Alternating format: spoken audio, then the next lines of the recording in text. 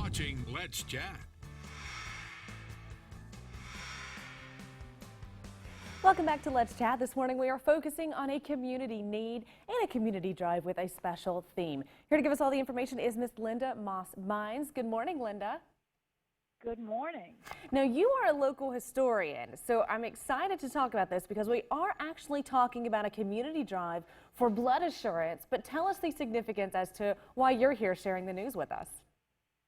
Well, I'm here because, last Tuesday, August the 18th, we celebrated the 100th anniversary of Tennessee becoming the perfect 36, the state that tipped the ratification of the 19th Amendment, giving women the right to vote.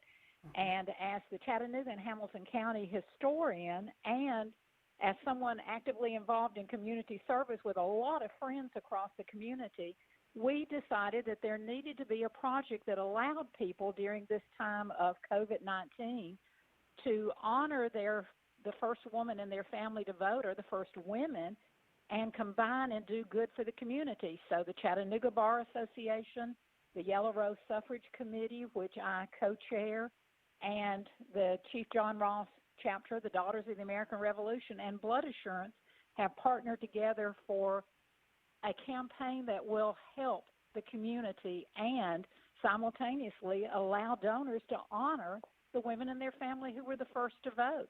Do you know who the first woman in your family was? You know, I do not know. I'm going to have to look that up. Yes, definitely. History is so much fun when you're personally connected. Absolutely it is. And it's so funny. My husband has actually been studying our family history later, so we'll have to dive into this evening. But like you mentioned, this special drive is called the Yellow Rose Donations. I want to talk a little bit about the precautions Blood Assurance is taking right now. We still are dealing with COVID-19. Obviously the process has changed for a few things. Can you tell us a little bit about how that's made the experience different, but how it's still safe to be able to donate that blood, the plasma, and the platelets?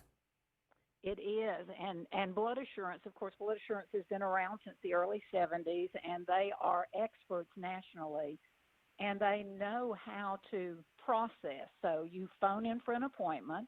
There is social distancing. You wear your mask. Every station is cleaned thoroughly, frequently during the day. Every time someone comes in, the station is cleaned afterwards. The nurses are wearing masks themselves and have gloves and have the personal protection equipment necessary.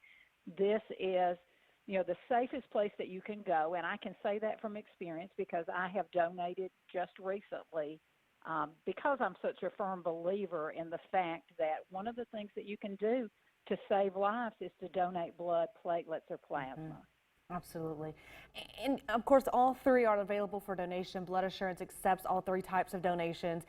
Can you talk a little bit about the difference between each one, and how do we go about arranging that appointment to donate either? Well, the easiest way, you can go online to donate, or you can phone, and they will schedule the appointment by phone. You have to be age 16, and if you're 16 but not 18, you have to have permission from a parent.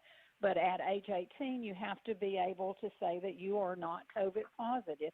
Now, interestingly, most of us think of whole blood donation when we think of donating because that's the most common form, and that's when you donate the blood, then it's taken into the lab and they can separate into red blood cells, platelets, or plasma.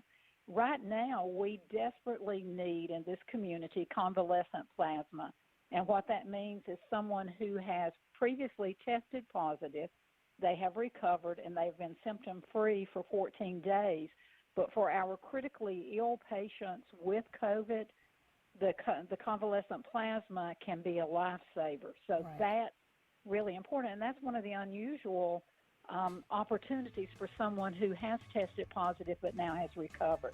Right, there's a great way to help our community in that specific type of donation. Of course, for more information, you can always contact Blood Assurance, and to set up that appointment, you can contact Blood Assurance as well. Linda, thanks so much for joining us this morning, and thank you for drawing our attention to the importance of not only making those donations, but honoring our family members, those ladies who paved the way for the freedoms we have today. Fantastic.